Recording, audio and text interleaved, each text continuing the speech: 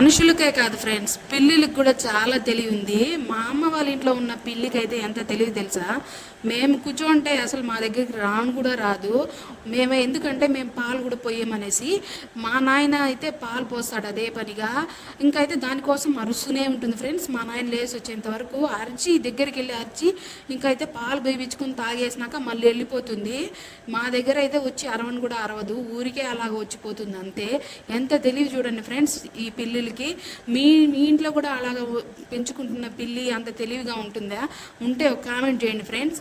నచ్చితే ఒక లైక్ ఇవ్వండి, నా ఛానల్ని సబ్స్క్రైబ్ చేసుకోండి. చూడండి ఫ్రెండ్స్, పాలు ఎంత బాగా తాగుతూనే ఉంది. తాగేసి ఏం కూడా అండు మా నాయన.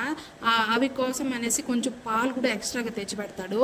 తాగేసి మళ్ళీ దాని పాటికి అది వెళ్ళిపోతుంది ఫ్రెండ్స్. చూడండి ఎంత తెలివో ఈ పిల్లులకి.